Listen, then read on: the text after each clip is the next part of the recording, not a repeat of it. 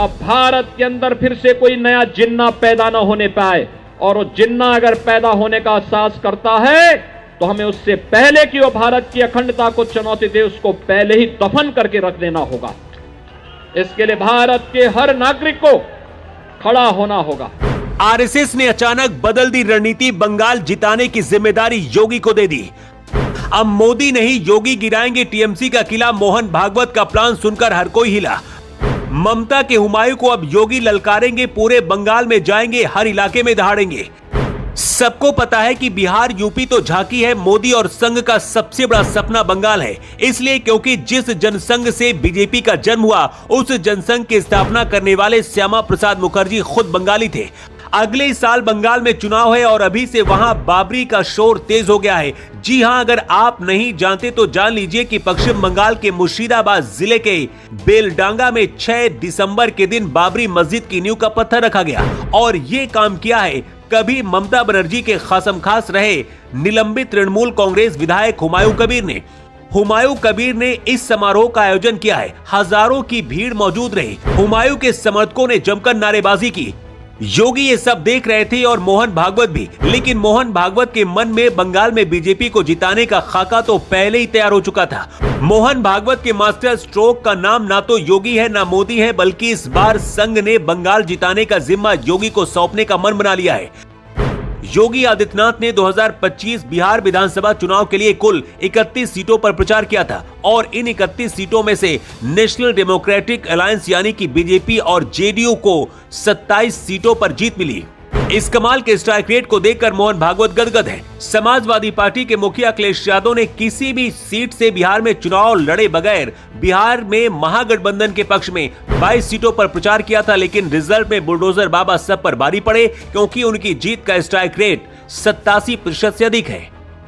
ये कांग्रेस हो या आरजेडी, ये सभी रामद्रोही हैं।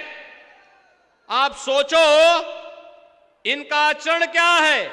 अभी परसों ही वंदे मातरम जो भारत का राष्ट्रीय गीत है, राष्ट्रीय गीत के 150 वर्ष हुए हैं और 150 वर्ष पूर्ण होने पर समारोह हो रहा था।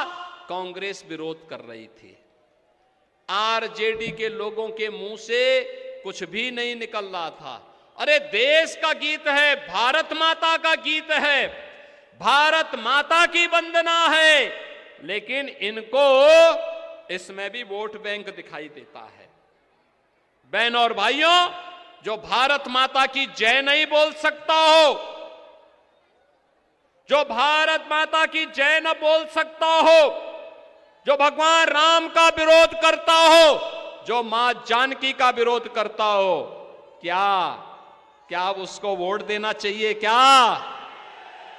क्या उसको हम वोट दे के पाप का भागीदार बनेंगे? क्या हमारा तो एक ही संकल्प होना चाहिए कि जो राम का नहीं, हमारे किसी काम का। बस इसी तरह योगी आदित्यनाथ बंगाल की धरती पर गरजेंगे और अगले साल होने वाले 2026 के बंगाल विधानसभा चुनाव में ममता बनर्जी और उनकी पार्टी की टेंशन बढ़ाएंगे।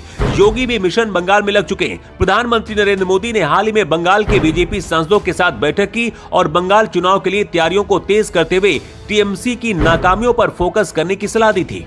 ऐसे में बंगाल में बीजेपी के सांसदों और विधायकों ने कमर कस ली है और पार्टी के कार्यकर्ताओं ने भी चुनाव अभियान के लिए तैयारियों को बढ़ा लिया है। और इस माहौल में योगी आदित्यनाथ का साथ पाकर बीजेपी गदगद है।